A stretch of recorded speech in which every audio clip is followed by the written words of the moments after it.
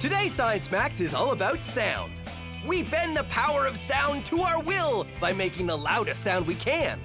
Wait a minute, a subwoofer. Subwoofer. Make cornstarch mud dance, glasses break, and things vibrate. It's the sounds of science. Today on Science Max, experiments at large. Greetings, Science Maximites, and welcome to... Can you hear me? Greetings, Science Max! You can't... hold on a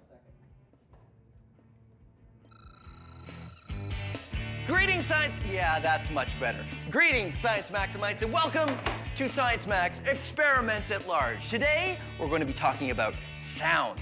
Sound is all around us. We use it every day, but what is it really? Sound is energy. Let's say that this is the... No, stay. Stay. Okay. That this spring is the sound of my voice. When I make noise, it travels away from me in a wave. One air molecule vibrates the next, air molecule vibrates the next, and it looks like a wave. And when there's a little bit of energy, the wave doesn't move very much. Science. But when there's a lot of energy, the wave moves a lot. Science! What do we do? What do we do to make sound louder? This is the Science Max theme song. But it's not very loud because the speaker on my phone isn't designed to make super loud noises. So what we're going to do is find ways to make the volume of that song as loud as possible. Here is one way. Take a phone playing some music and put it in a glass. Make sure the glass is empty, of course. Huh? And suddenly, it's a lot louder. Wow! Why this works is one of the things we're gonna be looking at today. So that's what we're gonna do today on Science Max Experiments at Large. We're gonna learn how to make sound louder, as loud as we can. But I'm gonna need an expert to help me. Oh, I know, Michaela from the Ontario Science Centre. She's very smart. All I need to do is go to the Ontario Science Centre and see if she's busy.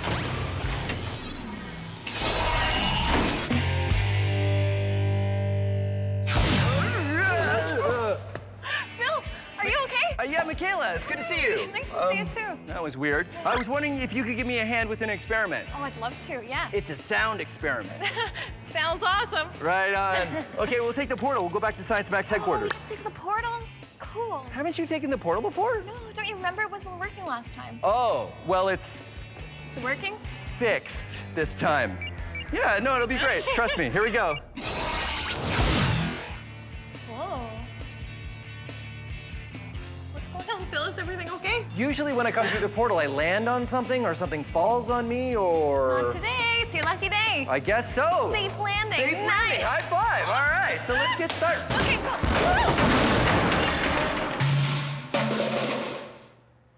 This is the experiment I want to max out today, Michaela. I know. Pretty impressive, right? No, hold on. Okay. So I take my phone and I play some music on my phone and it's louder, right? Check it out. Phil, you've just made yourself a resonance chamber. A resonance chamber. A Very resonance nice. chamber is what we say when we're trying to describe how the sound is amplified. So if the sound's coming in from one direction, it's bouncing around, not really losing energy. So when more sound comes in, that's amplified, and we hear it a lot louder. That's cool. So that's what I want to do. Hold on, let me turn this up. That's what I want to do today. I want to max out as much sound as we can get out of the Science Max theme song, which I'm is so excited. totally awesome. So what else can we do to do that? Well, there's a couple avenues I'm thinking. Do you want to try something with electricity or without electricity?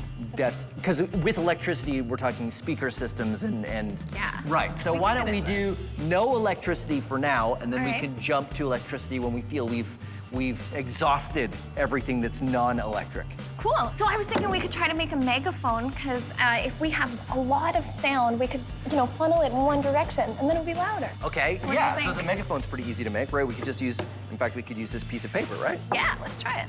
What do you think? I think it's very megaphony. Science taping it up. Okay, ready? Okay, turn it on. play it. And doesn't sound, but what if I do this? Hey, there it is. Right on. Oh, That song. yeah? You hear it? Yeah. Oh, I hear it. Okay. So that worked pretty well. So. Oh, yeah, it works. Works well. So, okay, so this is pretty easy, right? Yeah. Megaphone? Oh, yeah. So why don't we max this out? Why don't we make a giant megaphone and see if it makes a big difference? I think it will. Let's do it. Sounds good. Let's get started.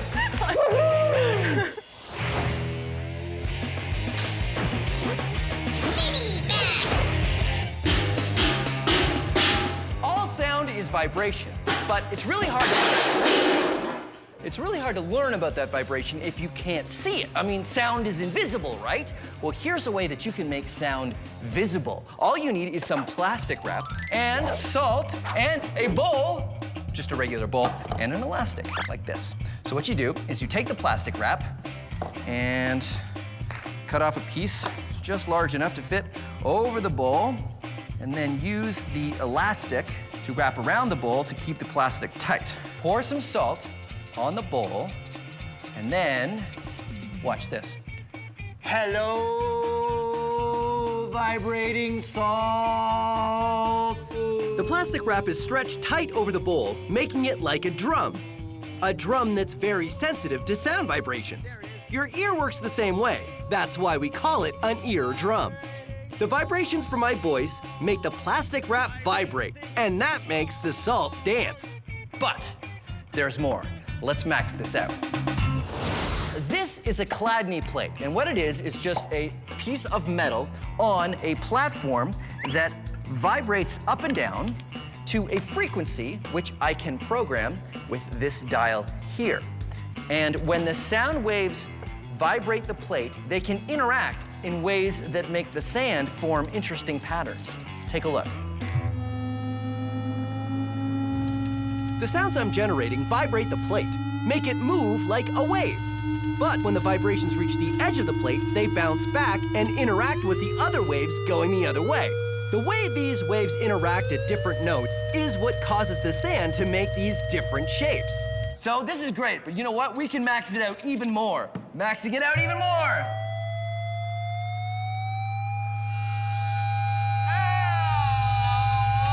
Okay, that's about as much as I can take of that. Whoa.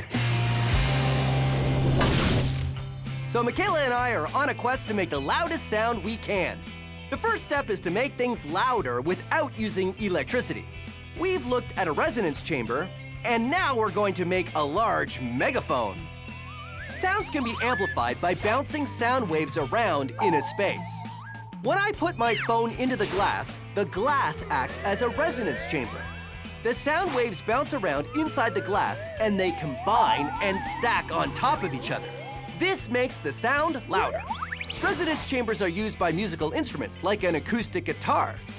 The wooden chamber bounces the sound waves around, and the sound waves build on each other to make the sound louder. A megaphone bounces sound waves as well. Instead of going off in all directions, a megaphone makes the sound waves all go in one direction. That's one of the reasons why a megaphone makes sounds louder, but only when it's pointed at you. So will a bigger megaphone work better? So we've made a larger megaphone, which is exactly the same thing. You just take a sheet and you roll it up, except our sheet was plexiglass covered in paper, and we've taped it together so it stays. And the idea here... Oh yeah, bigger megaphone. We're gonna vibrate even more of the air inside of here, and hopefully this thing will be louder. Okay, so you're ready to try it with the phone? Yeah. I think first we should try it with our voices, though. Okay. Now, what's your favorite season? Awesome, I can totally hear you. That's amazing. And it would be fall. No, summer. Spring? Think It's about it. anything but winter. So the maxed out megaphone worked, but we still had to try it with my phone. Okay. Not bad. Yeah? Oh yeah. Oh, definitely. How about now? No, not so much. Not so much. Oh yeah. No, no. So that is a That was great cool. example of non-electrical amplification. That's right. Amplified the sounds, no electricity. Okay, high five. All right.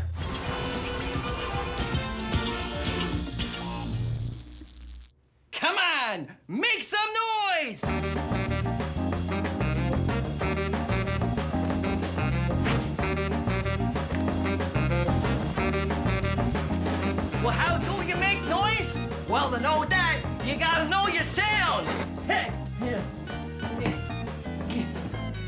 sound is vibration.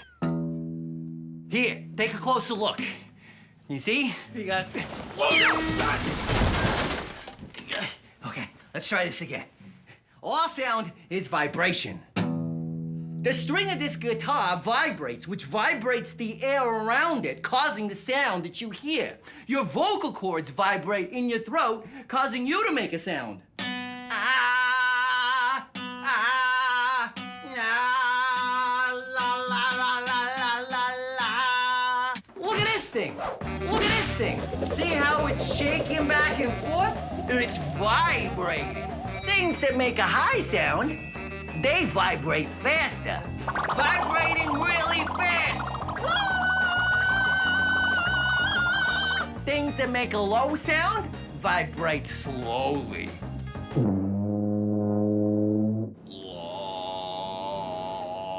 High note, vibrating fast. Fast!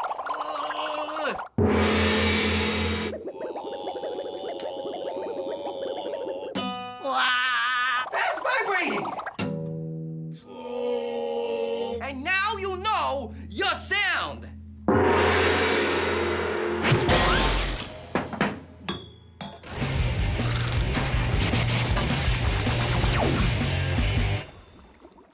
Everything has a resonance, a note that it vibrates best at. Let's say this fish tank is, well, any container where sound would be vibrating, and the waves of water are actually waves of sound. Now, normally, sound waves will bounce around inside the container, off the walls, and go back and forth like that. And how fast I move this piece of wood is the frequency, or the note, that we're playing. I could vibrate this wood very fast and make a high note. I could move this plank very slow and make a low note. And the waves just bounce around inside the container. But there's a speed I can move this plank where the waves stop going side to side and suddenly get twice as big. The waves bouncing off the sides of the tank are meeting the waves going in the other direction. But what we end up seeing is peaks of the waves not moving side to side, just going up and down, like you see here. This is the resonant frequency of this container. So, let's max this out. Say I have a wine glass, and I wet my finger, and I rub it around the rim. It vibrates at a certain note. That note is the resonant frequency of this wine glass. So what would happen if we were to play that note back to this wine glass really, really loud? And yes, this is something you should not try at home. This note makes the glass vibrate the most. Finding the perfect note things vibrate best at is great for musical instruments, but it's not great for this wine glass. The sound waves are causing the glass to vibrate a lot. And because this glass is delicate, it can only vibrate so much before it breaks.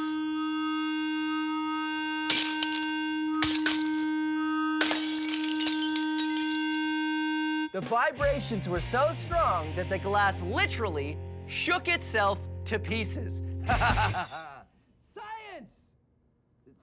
Sorry. Science! Oh, wait. Science!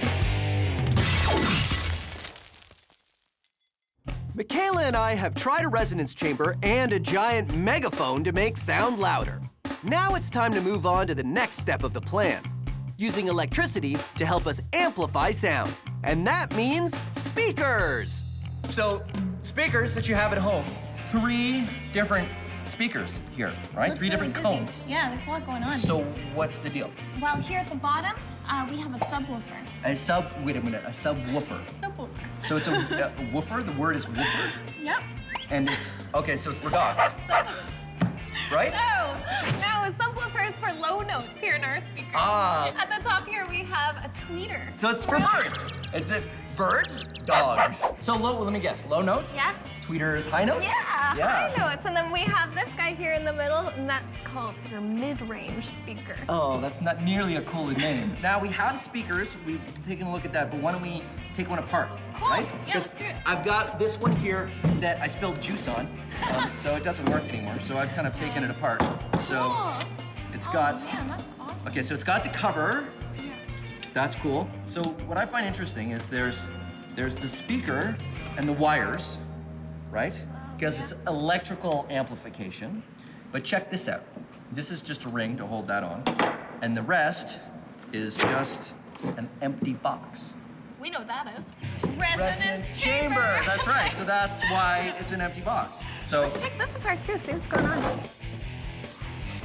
So that's the paper cone, right? So that's that's the drum, I guess. It's like the eardrum, the thing that vibrates. Yes, yeah, this little thing vibrates. So this whole thing. That's for electromagnet. When we turn this on, the electromagnet goes on and off, and it's causing this whole thing to vibrate. So that's how it works. It's the electricity turning the electromagnet on and off. Exactly. And it's on and off and on and off and on and off and on and off. And then it makes it vibrate at certain speeds, right? Hertz. The number of times it vibrates per second is hertz. What we could do is we could max it out with the speaker and plug the phone into the speaker. But this step does not feel like Science Max to me because anybody can do that, right? Yeah. You can just turn up your television right now, and that's pretty much the same kind of thing. We need electrical amplification, but maxed out. Max it up. What are you thinking? Okay, so I've got a friend, and he's got a stereo system that he built, he put together, and what he does is he tours different cities. So he said he'd bring it by Science Max headquarters. He's gonna bring it here? We gotta go outside. We can see this thing. And it's very loud, so we have to go outside. When's he coming? Right now. All right, let's go check it out.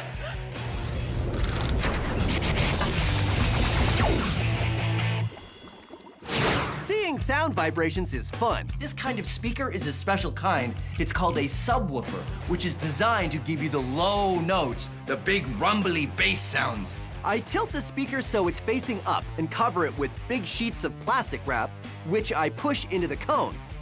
Then, tape it so it's nice and secure. Then, what you need is some cornstarch mud, which is 2 parts cornstarch, 1 part water. I've got some yellow cornstarch and some blue cornstarch. This experiment works the best with low notes. I'm playing a tone through the stereo that is very low. Here's what happens when I turn up the volume.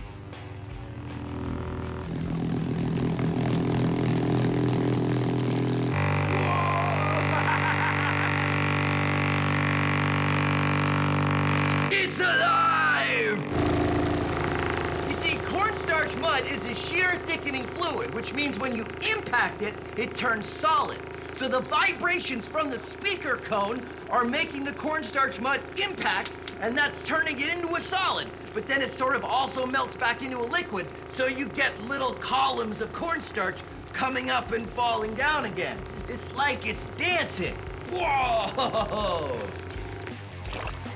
Visual sound waves. Science! So Michaela and I are going to max out sound. To do that, we need a maxed out sound system. This is gonna be amazing. This is gonna be super maxed out sound experiment. This is James, Michaela. Hey, James, how are you? Thanks for coming, buddy. Nice to meet you. So, tell us about your speaker system. It looks a lot like a vehicle. This is my audio van. It's got 4 15-inch subwoofers in the back. It's got a whole bunch of power to power it, and I'm glad to be here to let you guys hear it today. Wow. So if I have a speaker at home, like a little speaker like this, how many watts do you think that would be? Somewhere between 15 and 25. 15 and 25 watts. Yes. And you've got 4,000. Yes. So that's a lot more. Yeah, quite a bit. And subwoofers, they play low notes. Yes. So is that better when you have a van like this? With a car audio van like this, you want to play low notes. Like your house stereos and that will play anything from 120 to 200 hertz. I'm playing 20 hertz to about 35 max for you guys today. So that's like a sort of rumble of Yes, thunder, very kind low. of blah, blah, blah, blah, Yeah. where you really feel it. Yes. Like a train going past almost. Oh, that's cool. So we get our hearing protection on and we try it out. I know what you're thinking. Phil, what's the point of having loud music if you can't really hear it? Because we've gone from listening to music to feeling it.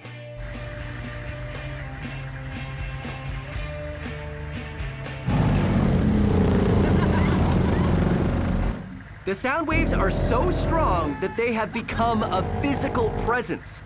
Michaela's hair flies around because the air from the speakers is creating shock waves.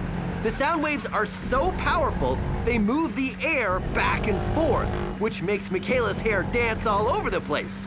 And my hair, not so much.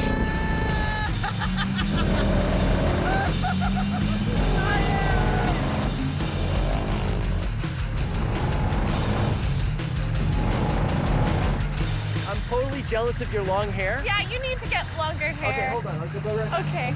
Whoa!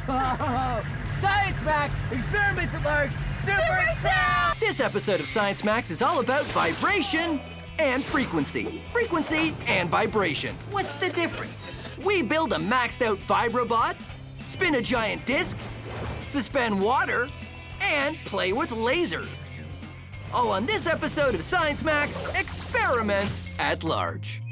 Greetings, Science Maximites, and welcome to Science Max Experiments at Large. My name is Phil, and today on Science Max Experiments at Large, we're going to be looking at vibration. Vibration is when things go back and forth, and back and forth. All kinds of things vibrate, like pendulums.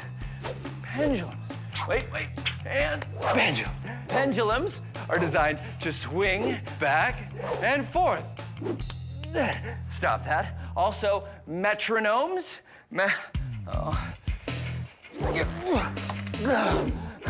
Metronomes are used by people when they're practicing music to keep accurate time.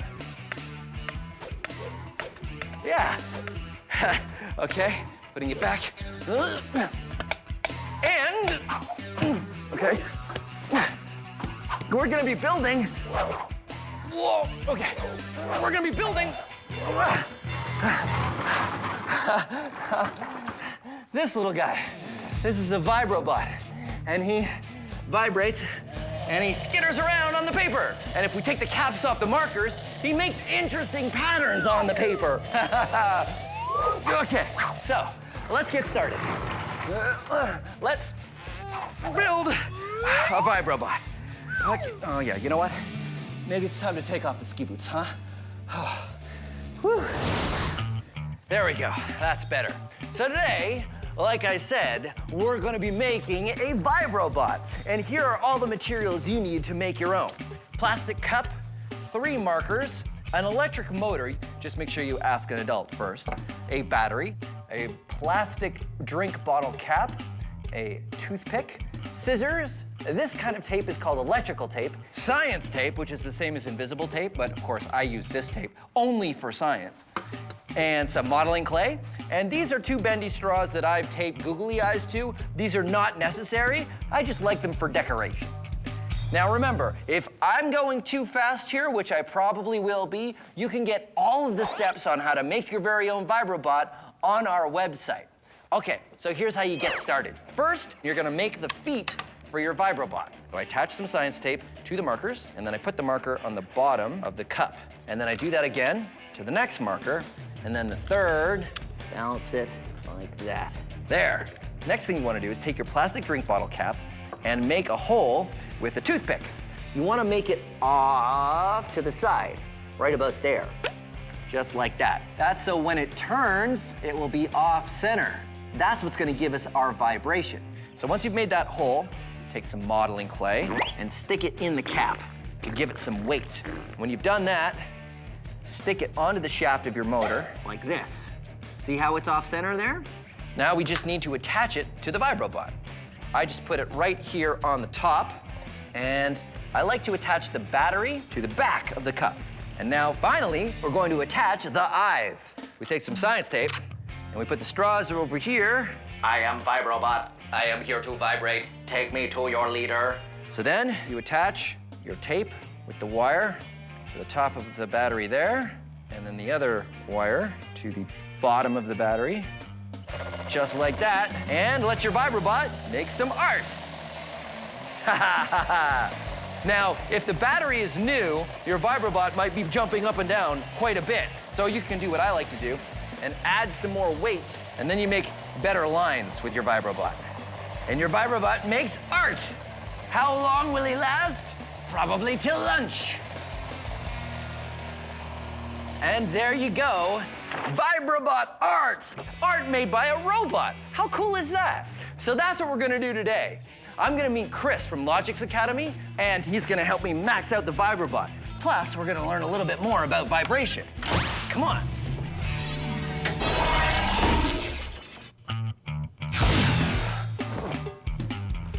Oh, hey, Chris. Oh, hey, Phil. Thanks for coming. My pleasure. Okay, here's your Science Max lab coat. Thank you. So you guys at Logix Academy, you also build a Vibrobot, right? That's right, we do. This is mine, and it works pretty well. That's awesome. So I want to max this out. Cool. So I thought we would start with, instead of this motor, we would start with this motor. Wow. It used to be a round circle, but I cut it off so that it's off-center. Perfect. I've also got, this is our battery. Fantastic. That's as far as I've gotten so far. Well, it looks like we need a frame next. Right, something to be the cup. That's right. So we just need some sort of larger cup. Ooh, how about that metal shelf over there? Oh, this thing? Yeah. This is just something I keep my parts on. It's perfect. Really? Yep, the shelves will house everything that we need, and it looks like it'll be strong enough to hold everything together. Now, the Vibrobot had markers on the bottom of it. That's right. To make a little pattern. Should we try that with this? Because we're going bigger, what if we used paint and paintbrushes instead? Okay, sure. We could attach paintbrushes to the legs. Pass me one. All right, so now all we need to do is get some paint and some paper. That's right. And we can fire it up. Okay, let's move it over this way.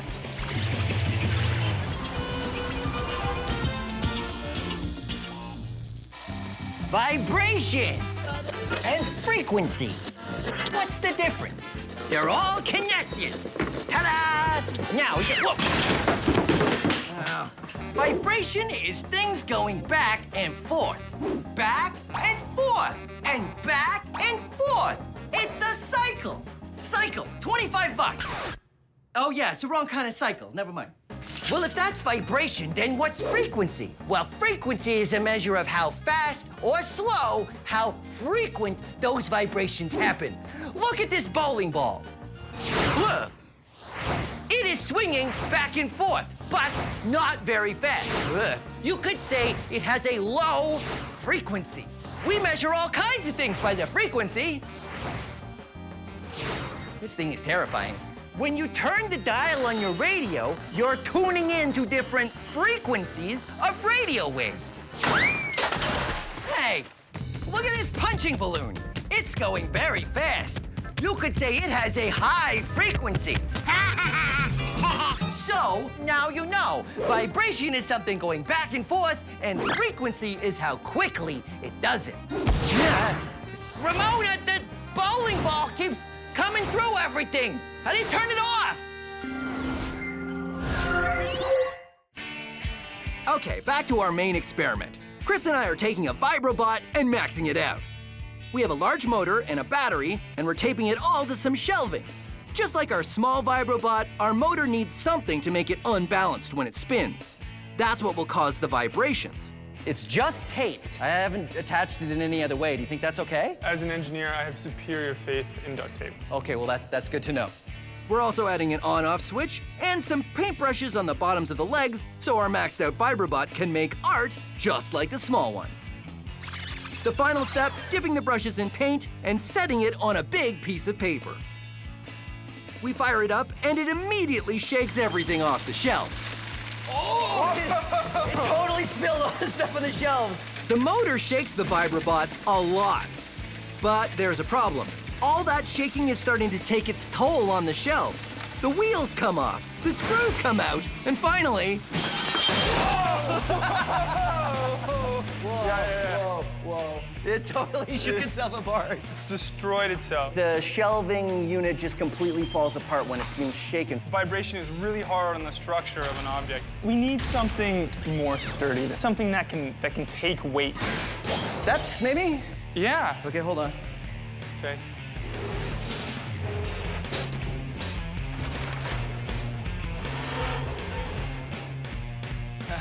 Okay. Yeah, this looks much better. Okay, great. So we build the new Vibrobot out of this. So more paintbrushes, Bigger motor, more paint, more everything. more everything. All right, good. This is a pendulum. It's just a weight suspended on a line and anchored from above. Pretty simple. Pendulums were used for hundreds of years for all kinds of reasons, but most famously in clocks. Why were pendulums used in clocks? Well, here's why. Let's mark every time the pendulum hits the bottom of the swing, right here. Okay, watch. All right, now here's the question. How fast will the beeps be if I swing it from much higher up? Let's find out.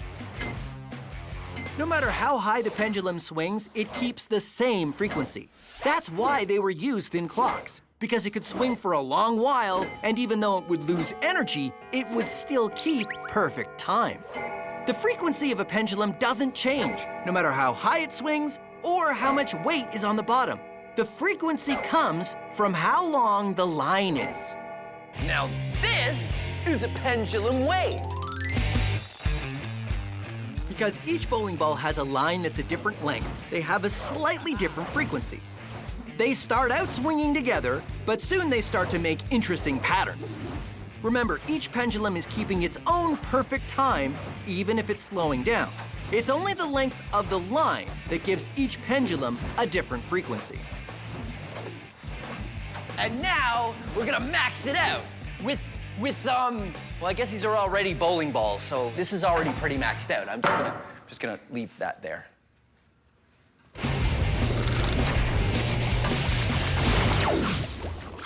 These are balloons. This is a laser, and these are awesome laser safety glasses. Now, lasers are made of light, and light has a frequency. In fact, each color of light has a different frequency. This is a red laser. Check it out. Yeah, cool. This is also a very powerful laser. Oh, I can pop the blue balloon with the red laser because the blue absorbed the red light from the laser and then it heated up and the balloon popped. But here's the cool thing. I cannot pop a red balloon with a red laser because the red balloon reflects the red light from the red laser and I can't pop it.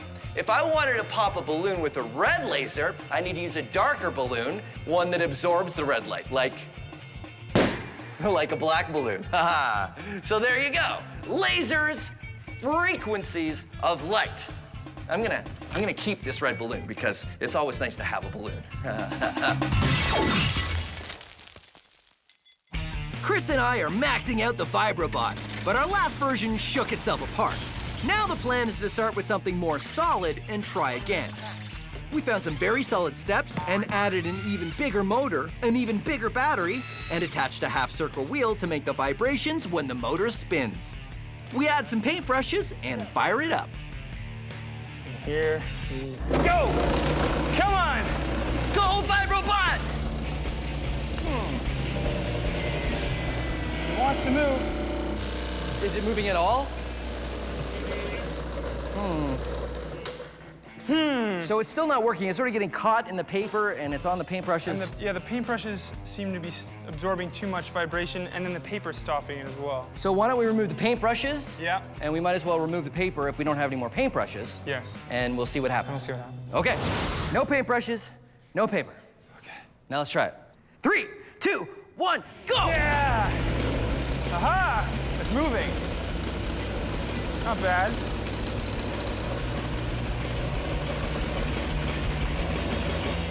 The shaking is good, but I don't know if the shaking is enough. So what do we do? Well, we could add another battery. Another battery which would give it more power? That's right. Okay, let's try that. Okay. Okay, so it wasn't working before, No. not enough power. And now we've got a second battery here. That's right. We've wired them up so that one power feeds into the other, so we've got twice as much juice as we do. So it's just a matter of clipping this onto there. That's right, but hold on. Yeah, safety glasses, because now we don't know what's going to happen anymore. Ready? 3, 2, 1. The extra battery makes a big difference. The new Vibrobot shakes around and only shakes itself apart a little. All right, that was amazing. Okay, so all we needed was more power. That's right. I think it didn't have enough power to vibrate up and down, and that's why it wasn't moving every time it hit the ground. So I think if we're gonna use this much power, I think we need to build it again. Okay. Build it even stronger and with a bigger motor Yeah? and more power. And then maybe I ride it. You think we can build that? Of course. Of course. Okay, let's do it.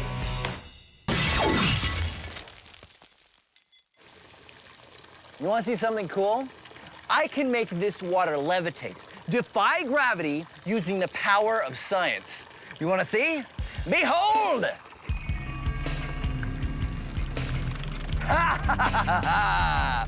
Gravity-defying water. I can even make the water go very slowly.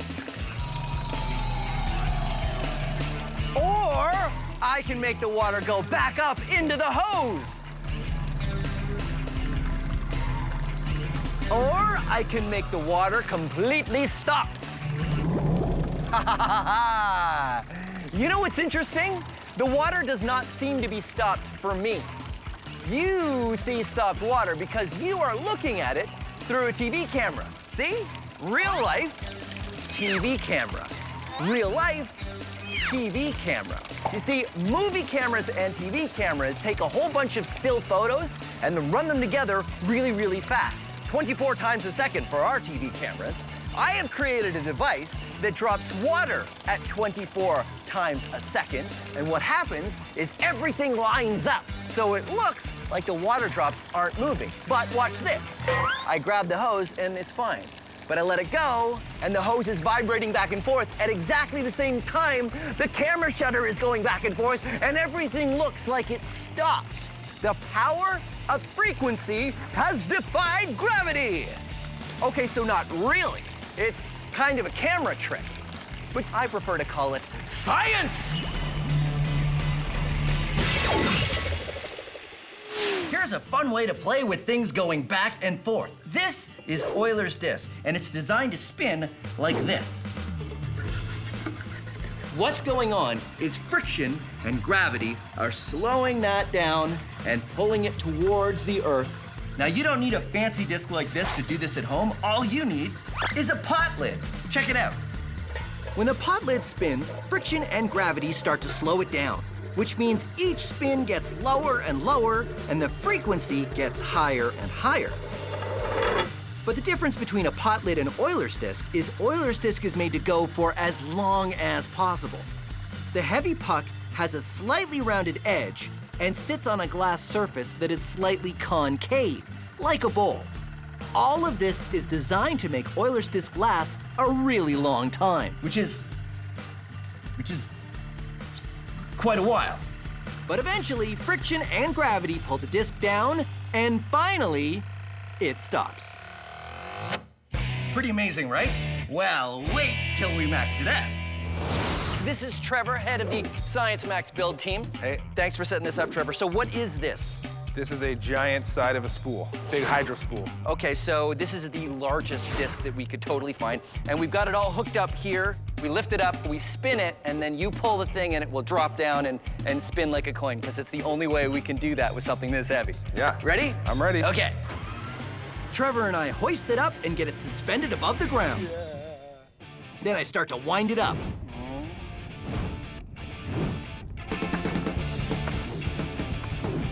Ready? When it's going fast enough, And go, Trevor! Trevor pulls the release and it turns out a 200-kilogram spinning disc works exactly the same.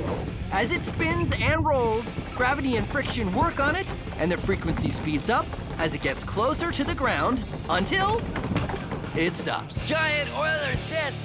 Nicely done, Trevor. That was awesome. That was great. Let's do it again. All right.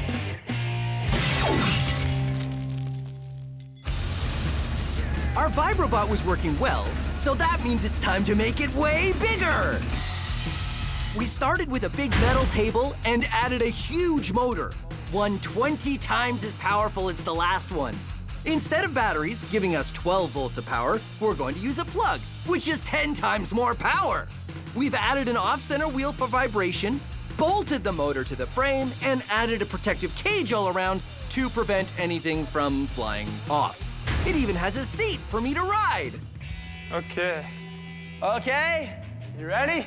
Ready? Here we We go. fire it up and it's very shaky.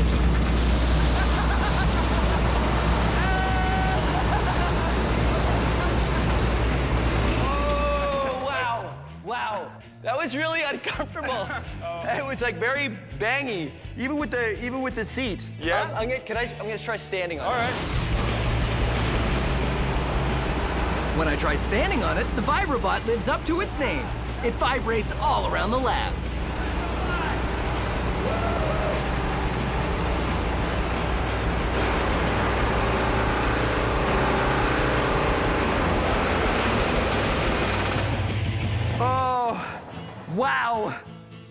legs are numb to the knee. I'm not surprised. Vibrobot! All right. Yeah, that worked really well. That was awesome. I really can't feel my feet right now. And it held together, which is impressive. That's right, the more power and the stronger structure paid off. Yeah, the only thing I regret is not getting a chance to, wait a minute, come with me. Okay, so I achieved my dream of riding the Vibrobot. You did. But we never got a chance to make art. So we've dipped a whole bunch of nuts and bolts and heavy things in paint. Yep. And now we're gonna turn on the Vibrobot and see if we can make some art.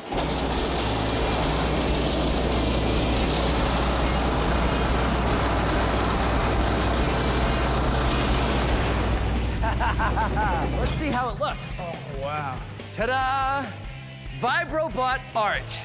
Vibrobot has been a huge success, and we got some art to keep. High fives. Well done. Science Max, experiments at large. Who gets to keep the art? Rock, paper, scissors. Okay. 1, 2, 3. Okay, tie. 1, 2, 3. Tie. 1, 2, 3. 1, 2, 3. Wow. 1, 2, 3. Ah, tie. 1, 2, 3. Man. 3, 2, 1. We're really under pressure during this episode of Science Max. Compressing a gas till it's pressurized is how we can do this, and to a lesser degree, this. Help, I'm being crushed by all this pressure. Pressure, today on Science Max Experiments at Large. Phil to Mission Control. Come in, Mission Control. This is Mission Control, Phil. We read you loud and clear. Greetings, Science! Greetings, Science Maximites! Welcome to Science Max Experiments at Large. My name is Phil McCordick, and today we're gonna be building an air-powered rocket. Too difficult, you say? Nonsense, it's easy. It's not like it's rocket science. Hey, it is rocket science. Cool! Here's what you need. You need a bottle and a cork. Make sure that the cork fits nicely into the bottle, and then you need an air pump, because you can't have an air-powered rocket without air. And on this air pump, you need a pin, the special kind that you use to inflate basketballs or volleyballs or stuff like that. Now, what you want to do is push the pin through the cork. You might want an adult's help for this. Push it through until it goes through on the other side, and then make sure you get a good seal with the bottle. Now you're ready to launch your rocket with air pressure. But first, let's do a few other things. Take your cork and put it in a tripod launcher. You can make this out of pencils or anything you want, as long as it stands up nice and solidly. And then, of course, you want to decorate your bottle so it looks like a rocket.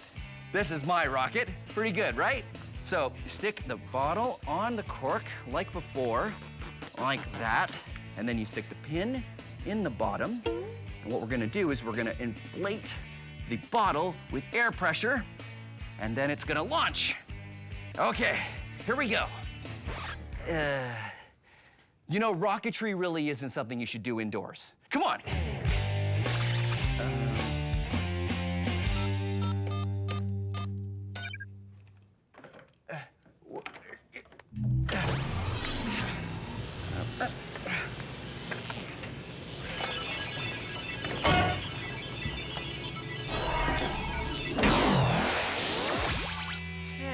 This was supposed to be a field. What's going? Why are there? Oh, it's in my shoe. Oh, this will do nicely. Now, don't forget to do this with an adult, and don't forget your safety glasses. Now, set up the rocket in a nice big open area, and make sure it's pointed away from you. And then, what you do is you pump the air pump. And it puts air into the rocket, which pushes down on the water, which will push down on the cork, until eventually...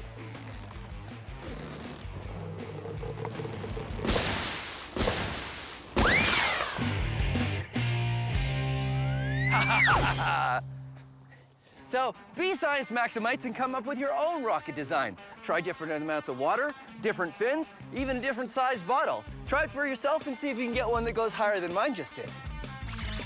How did I get in? I think it was this way.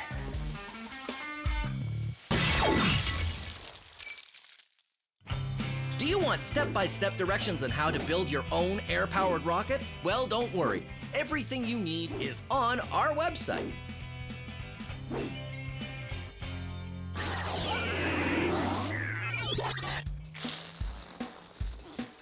All right, now it is time to max out our air-powered rocket. I've got Adam here. Hey, Adam. Hey, Phil. How you doing? Good, how are you? Good. Adam's from Logix Academy, and you guys go into schools and talk about science. We do. Fantastic. Do you guys do a air-powered rocket? Yes, exactly. Does it look like this one? Looks exactly like that. Oh, that's great.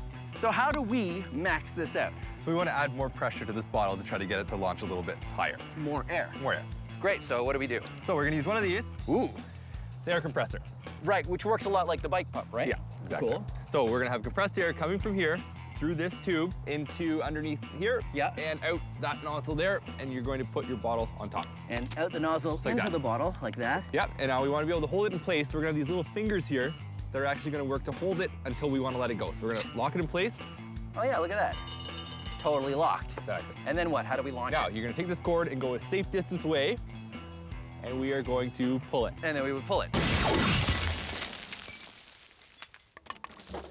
Which one do you want to start with? I think we should use this one here. Okay, great. Now we put water in it, right? Yep, you're gonna put water in there. Why do we use water? So the water is gonna act to push the rocket up into the air. The compressed air in here is gonna shoot the water out the back, and the water is gonna push on the rocket and make it launch. It's just to give it a little extra push. How do I get it on there without spilling any water? So just rest it next to the Just go launcher fast? there. Yeah, just go really fast. Ooh. There you go. There we A go. little bit. Haha. And then Lock it in place. locking it in place. There's no Okay. air pressure in the hose yet, right? Not yet, no. First, we have to spool out the launch cord. So the air compressor has the compressed air in it. It's ready to go. Yep, it's all ready to go. We just need to connect the hoses. Adam, I've noticed it's snowing a little bit. Do you think that's any reason why we should stop? I don't think so. No, the science must go on. Blast shields down. Connecting hoses. When we connect the air hose, the pressure from the compressor travels down the line and into the bottle. You can see the bubbles of air going in. Those bubbles are carrying more air into the bottle, giving it more pressure. Here we go. 3, 2, 1.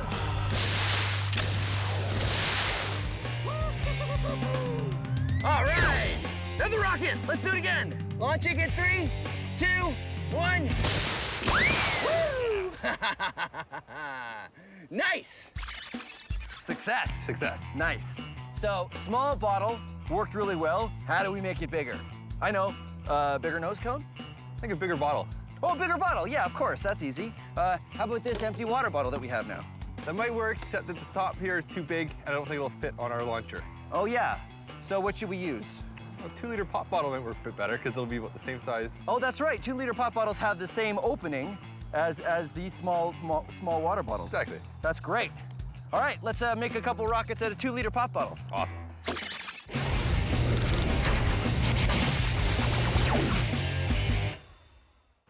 Pressure happens when you squeeze something or compress it. Solids do not compress very well. I will demonstrate. Solid? Is it compressing? No, okay. Liquids don't compress very well either. You can demonstrate this for yourself by getting a plastic water bottle and filling it right to the very top with water and putting on the cap and squeezing. You'll find that you can't really squeeze the bottle very much. But if you empty out half of the water, no, don't pour it on the floor, and then put the cap back on the bottle and try to squeeze it, you'll find that you can squeeze it a lot more. That's because gases compress much easier than solids or liquids. Here's what's going on. Say this container is, well, any container, and these magnets are air molecules. Now I'm gonna put the magnets in pole to pole so they repel each other and wanna stay a certain distance apart, just like air molecules do. There we go, a container at normal gas pressure. Now watch what happens when I add more gas molecules. They start to get squeezed together. And if I add more, the amount of space that each one gets is less and less. Now this container is under a lot of pressure. These molecules really want to escape through the top of the container, but they can't because I'm holding them down. If I took something like this plunger and I pushed them down even more, now they're really under pressure. They want to get out, but they can't because I'm holding them in. Now watch what happens when I let them go. They all pop out the top, and the container has returned to normal gas pressure. That's what happens when we put gas in a container like this one. These containers that hold compressed gas are made out of solid steel because you need something really strong or it might explode if you put too much gas pressure in it. That's why these are only filled up by professionals who know exactly how much pressure it can take. That is the power of pressure. Our air-powered rocket was working pretty well, but there's always room to max it out. In order to do that, we need to understand how it works. First, we fill the bottle almost halfway with water, then we add air to the bottle. The air pressure builds up, and the air presses down on the water. The rocket takes off when we pull on the release valve, which was blocking the opening of the bottle. Once that happens, the air pushes out the water. It's the water that gives us our thrust, so the water is very important. Once all the water is gone, the air escapes and the bottle returns to normal air pressure. But by that time, it's high in the sky. Now the plan is to use 2-liter bottles instead of regular water bottles to see if they work better.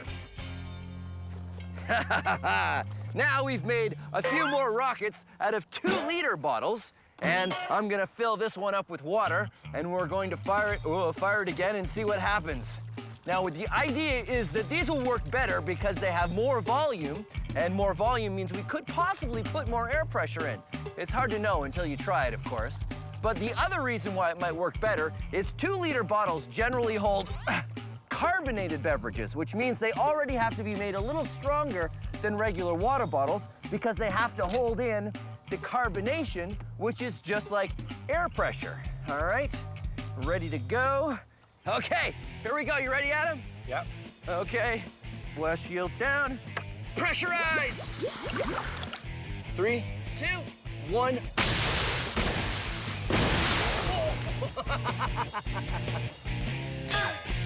Let's do another one. And 3, 2, 1. Whoa! Wow! This is the superhero design rocket, which I'm very excited about. All right, Adam, it's going really well. But before we fire this next one, how can we make it bigger, better, and more awesome? You get more pressure. More pressure. How do we do that? Well, we're firing at about 90 PSI right now. PSI, pounds per square inch of pressure, right? Yep. So we could increase it. We could increase it. So how, we're at 90 now, how high does the tank go? Go to about 120. 120 PSI. Let's see what happens. All right, let's do it. Here we go. 90, 110, 120. Should we fire it? Let's fire it. Let's fire it. Here we go.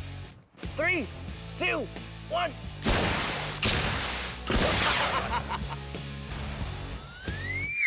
All right.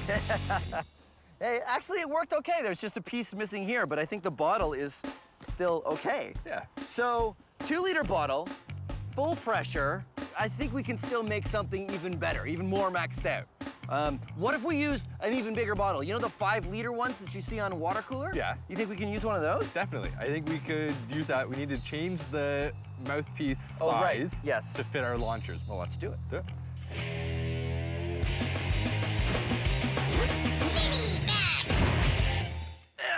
Help, I'm being crushed by all this pressure. A whole kilogram is being pushed down on every square centimeter of my body. 103 kilopascals. Actually, 1 kilogram for every square centimeter on your body is the exact kind of pressure that you and I are under at all times every day. We don't notice it because we're used to it, but it sounds like a lot, doesn't it? Well, it is. Here's an experiment you can do with a plastic bottle. Say at room temperature, there are 10 million air molecules in here. Doesn't really matter how many, but we'll say there's 10 million at normal room temperature. What happens if I heat up the air inside this bottle? This is warm water. What I'm trying to do is heat up the air inside the bottle because the air molecules, when they get hotter, move faster and need more room. So the 10 million air molecules are starting to escape out the mouth of the bottle and reducing the number of air molecules inside. And now I take the bottle out and cap it. Because the air molecules heated up and speeded up, they needed more room. Now there's less of them in the bottle. There's about 4 million air molecules inside this bottle, but they're all hot air molecules and they have a higher pressure, and you don't notice it because the air out here isn't crushing the bottle. But watch what happens if I cool the air inside the bottle. This is ice water. So what's happening now is the molecules are slowing down and they need less space. So they need less room and they're being crushed by the pressure on the outside of the bottle. Ha-ha! It has been crushed because the colder air molecules don't need the same kind of room as the hot air molecules. The room temperature air has crushed the bottle. The air inside has a lower pressure than the air outside. Pretty amazing. Even more amazing when we max it out.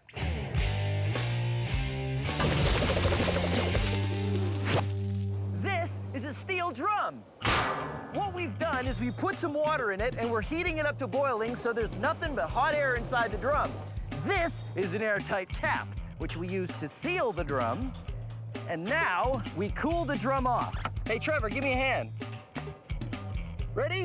1, 2, 3, you lift!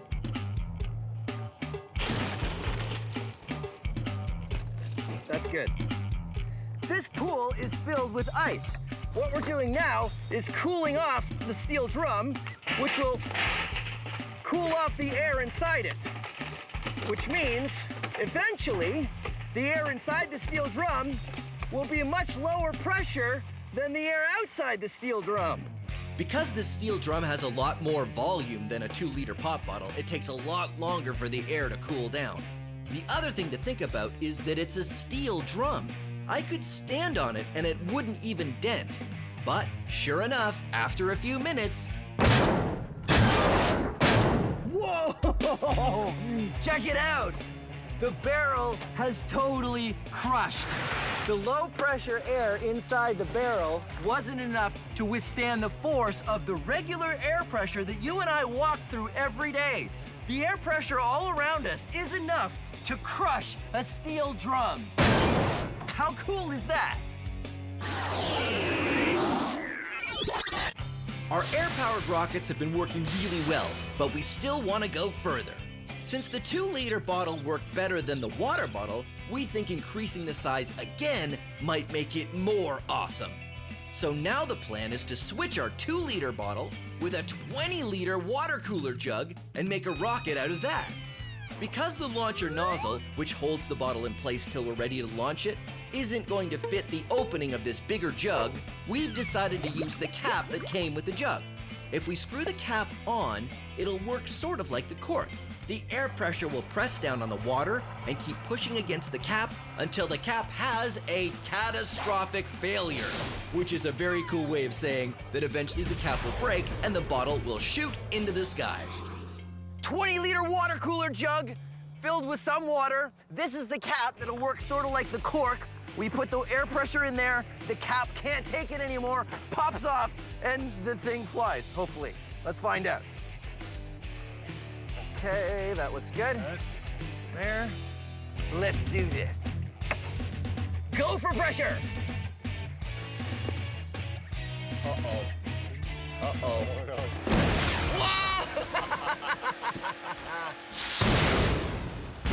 Hilarious! That worked pretty well. It sort of does that. I wonder if it's aerodynamic. No. No.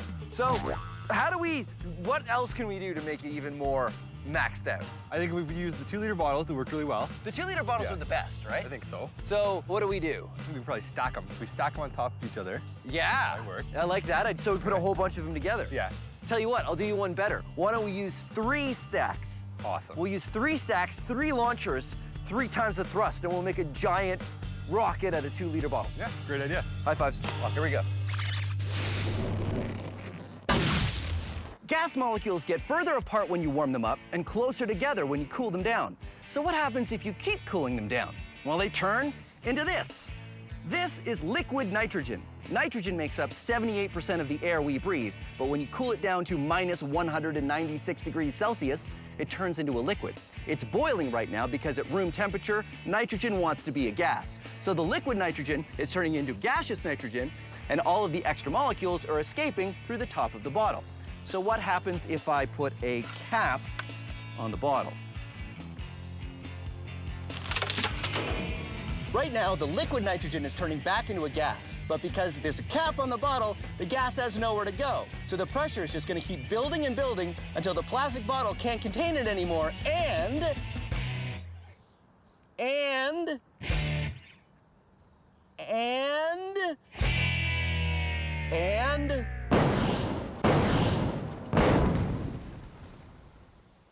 it pops like a balloon. Science! Our rockets have gone from small to bigger to even bigger. Now the plan is to use 3 2-liter bottles and create columns of them into a giant rocket. We pressurize them just like we did before, but with more thrust, it might work even better. Even if it doesn't work better, I'm pretty excited about this new plan. Giant rocket!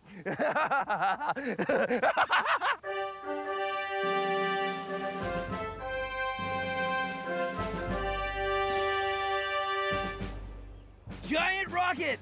You ready? I'm ready. Okay, blast shields down. Connecting hose. Dialing up pressure. Pressure is rising. It's bubbling. Bubbling. 100 PSI. Okay, stand by to fire.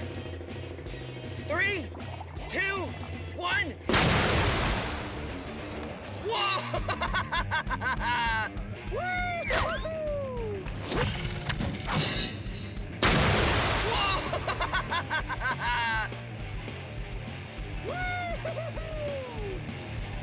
Awesome! Yeah, let's go check it out. Well, there you have it. Rocket Science Max. Experiments at large. Well done. Nicely, nicely done. Do you think we could fire it again? Yes. Yeah, it looks like it needs some repairs, though.